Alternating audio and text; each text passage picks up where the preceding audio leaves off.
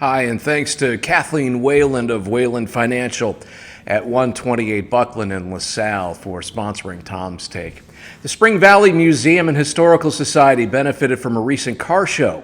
As folks checked out the vehicles, they also dropped in to see the museum. It's at 201 West St. Paul Street, and there's a new building behind that features businesses that have been part of the community for at least 100 years.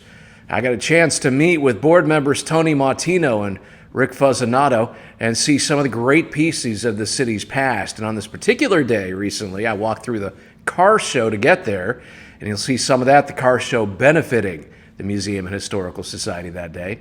You'll also see a cameo by Mike Cassip, who is just pulling up to register his beauty.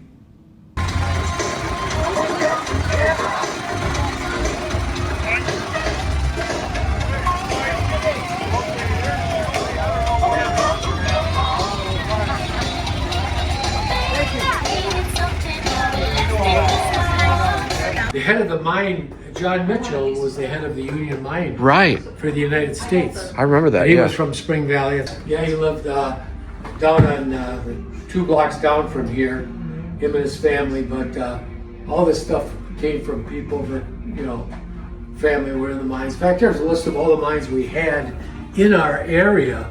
And there's a map, I think we had 20-some mines in this area, from Ladd to Cherry. Well, they had a Cherry mine disaster. It's Dalzell. Well, that's how the name got Dalzell, and he was a miner here. It was a mining town, and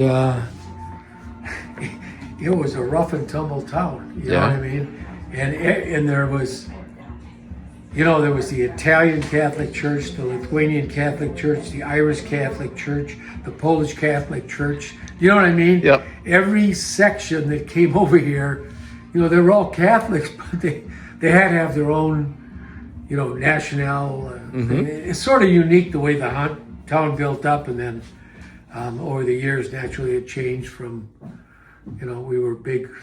There was a lot of during Prohibition that everybody made do. Made do, yes. Yeah. Right. In fact, there's a story about when the Kefauver Commission in Washington, D.C. was, they wanted to know about gambling. At the time, if you had a federal gambling stamp, you were okay. You could, fine. Well, what they found out is Vegas had the most in the United States. The second biggest county was LaSalle.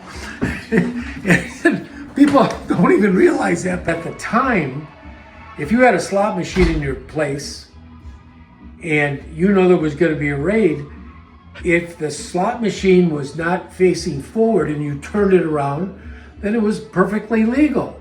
So then after the police left, they turned it back so that you could see the front of it again. There's so many stories and stuff. This was in the hospital, correct? Yeah, this was the St. Margaret's Hospital. Yeah. We have another statue down at the other one. And then we have back here, we got Les Buzz Ballroom, which used to have, they had everybody from Fabian to Les Brown, you could see Frankie Avalon, Dion and the Belmonts. And that was Les Buzz Ballroom, and they made this thing of it.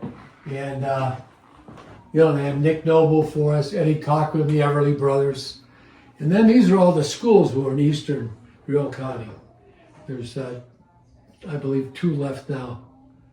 Grant. Out of these, yes, there are 2 left. Yep. That's remarkable. Hall High School memories. Yes. Grant School. I love these old pictures you've got, the class pictures and the desks. Yeah, we got the old school desks. What are the hours of operation here, Tony? Well, we're open every Saturday, 10 to 1. But if anybody, there's a sign there.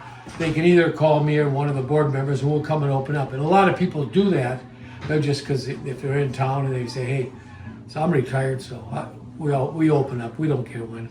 That's very nice.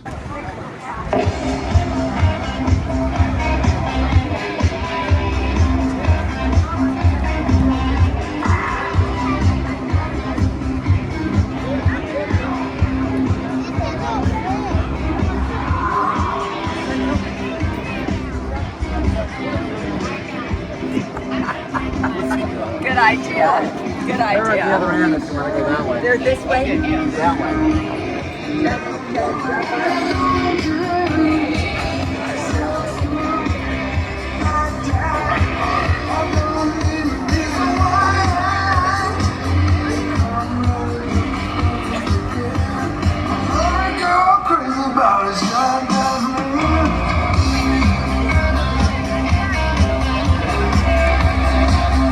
You've been here on the board for a couple of years. What do you appreciate most about this place? I think it's just, showing Spring Valley, the history, the artifacts that we have here.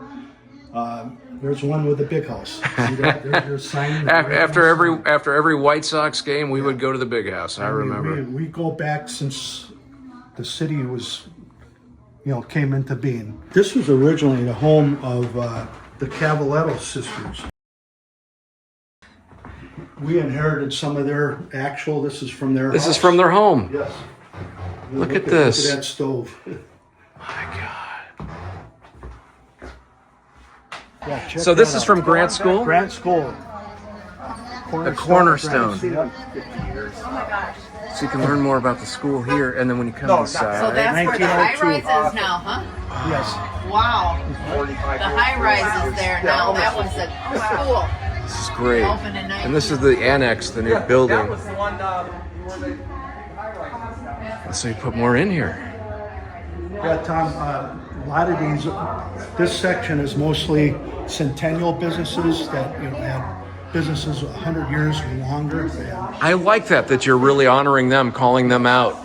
Thompson's Drugstore, Bardo Funeral Home, Western Sand and Gravel, Cassidy Cosgrove, Spring Valley Hospital.